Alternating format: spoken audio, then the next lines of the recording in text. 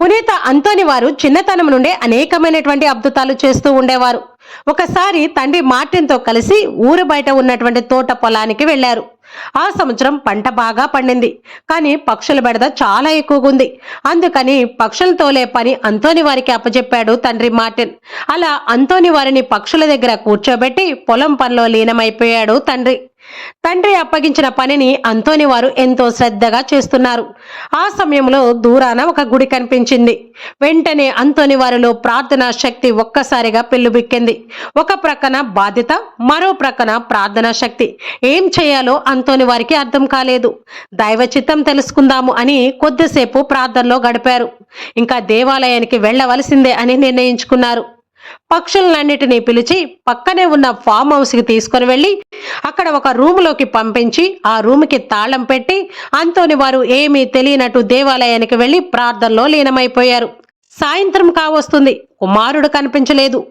కుమారుడు ఏమైపోయాడా అని తండ్రి మార్టిన్ ఎంతో ఆందోళన చెంది పొలమంతా వెతికి అలా కుమారుని వెతుక్కుంటూ గుడి దగ్గరికి వెళ్లారు. అలా గుడి దగ్గరికి వెళ్ళగానే దేవాలయంలో ప్రార్థనలో లీనమైపోయారు అంతోని వారు. అలా కుమారుణ్ణి చూసి తండ్రి హృదయం ఆనందంతో నిండిపోయింది.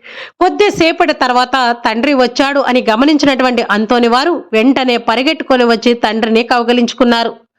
తను పొలములో పక్షులన్నిటినీ అలా వదిలేసి రాలేదు అని, పొలములో పక్షుల్ని తను ఎలా బంధించింది అనేది తండ్రికి చూపించారు. ప్రేమతో వాటినన్నిటినీ పలకరించి తలుపు తెరిచి వాటిని పంపించి వేశారు.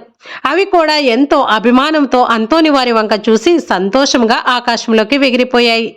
ఇలా అంతోని వారు చిన్నప్పటి నుండి కూడా అనేకమైనటువంటి అద్భుతాలు చేస్తూ ఉండేవారు.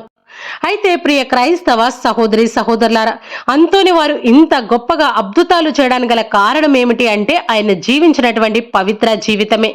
అంతోని వారి జీవితాంతము కూడా దేవుని సంతోషపెడుతూ దేవునికి మహిమకరంగా జీవించారు.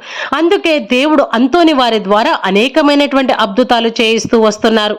కాబట్టి మనందరం కూడా అంతోని వారి యొక్క జీవితాన్ని ఆదర్శంగా తీసుకొని అంతోని వారి వలె దృఢ విశ్వాసముతో దృఢ నమ్మకముతో దేవుని మహిమపరుస్తూ మన యొక్క విశ్వాసములో దృఢంగా బలంగా స్థిరపడాలి అన్నదే పునీతుల యొక్క జీవిత ముఖ్య ఉద్దేశము.